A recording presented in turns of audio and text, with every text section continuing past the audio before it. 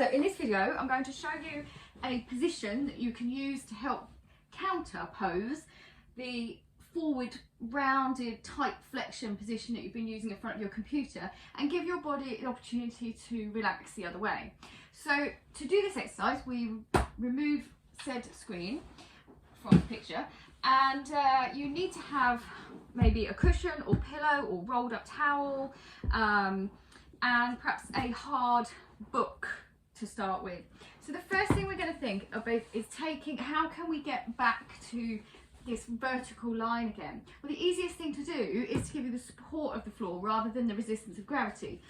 So if we take ourselves down onto the floor, and then this is where you need your book just to support the back of the head. Most people, if you're needing to do this video, you're probably going to have quite a rounded spine. So if you don't have the book, what tends to happen is the neck kind of is just hanging there with the chin poking up, and we're trying to get rid of this length in front of the neck here. So if we pull the block underneath the head, make sure you can pass your hand underneath your neck, so it is just supporting the skull as opposed to the neck or the shoulders. You know, you're not using it as a pillow. And then start with your legs bent so that you can take away the effects of any tension through the lower limbs. Open your palms up towards the ceiling and just shuffle yourself, keep wriggling really until you feel like you're beginning to melt down onto the mat. So we're letting gravity be a friend to us here. We want the shoulders to open upwards and lengthen that tight position. We want the back of the neck to become nice and long, so we might just think about just dropping the chin slightly towards the throat there. You want to get the back of the ribs to really open up and the front of the ribs to kind of sink down. And then we should find this sort of abdominal hollow just developing. So the next thing we want to focus on is just literally working on breathing. So in our not so good desk posture, we've squashed that diaphragm, it's become quite stiff, it's all very tight through here. So we're just going to use our breath to help open up that midsection there. So all you're going to do is focus on taking a nice deep breath in and a nice deep breath out. And to begin with, just kind of take a couple of nice deep breaths, and then maybe look at elongating those breaths if you can. So perhaps taking a couple of seconds in, a couple of seconds out, and just gradually perhaps increasing that by a second until maybe you can manage a 4-second inhale and exhale, perhaps even a 5 or 6 second inhale. But don't rush that. That's something to do perhaps once you've become quite accustomed to doing this. Try and breathe through the nose if you can. And try and feel that air coming down all the way into your belly. So we're really opening up the chest. Once we've become a little bit more comfortable with this, we can have a look at straightening out one leg, seeing how you feel with one leg extended. Can you still keep that body nice and engaged to the floor? Taking the other leg out. Imagine that you have a Velcro suit on and your mat or your floor is made of Velcro, and you're really trying to keep as much of your body Velcro to the ground as possible rather than it peeling up.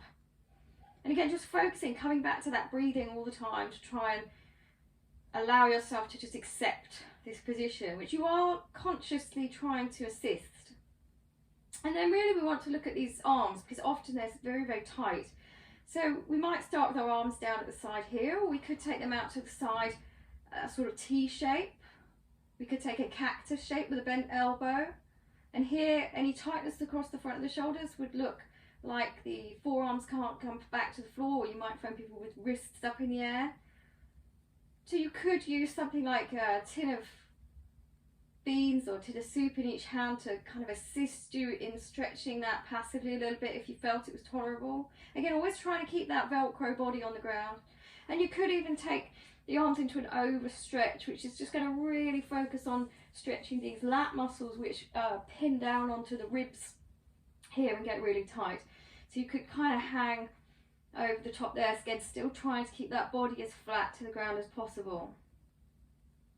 So when you're coming out of this position, you want to bend your legs and roll over to the side and come up that way, rather than undoing all the good work you've done by kind of doing some dead bug roll up.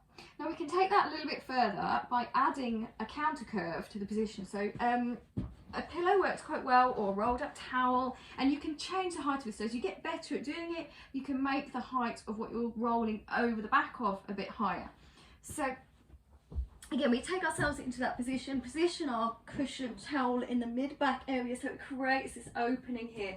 And then it's useful to have your head prop again, just to assist in the lengthening of the back of the neck here.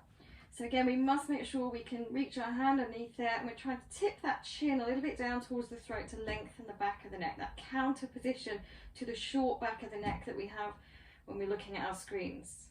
Now our shoulders here can open a bit deeper and kind of fall back a little bit more. So this is a progression to just lying flat on the floor. Again, your reset while you're here is to work on the depth of your breath, the movement of that diaphragm that can get very stuck in there and refer pain elsewhere. So focusing on that breathing pattern whilst here. And again, you can work through extending the legs in this position. We can work through changing the arm positions. And we can work on just trying to find that kind of edge of the position that makes you feel like you're working you and opening you up. So in yoga, this is a fish pose, or variation of a fish pose, and often it's useful for people with breathing problems, asthmatics and things, because of this opening up of the ribs. But I think it's a really good counter pose for modern day life, where we spend so much time flexed. So I mean, that could be driving as well, not just desk work. So you could spend as long as you wish to here. What I would suggest is, for every hour that you're sat at your desk, you spend a minute at least in some kind of counter pose. So again, coming back out of it, just bend the legs, roll onto your side, come up with that nice elongated spine, and then you can get back to work, hopefully a little bit more aware of the spine, a little bit more open. And when you notice yourself beginning to fall forwards again and struggling, come back down perhaps and do this pose again, or take up some of the other exercises that I'm going to show you.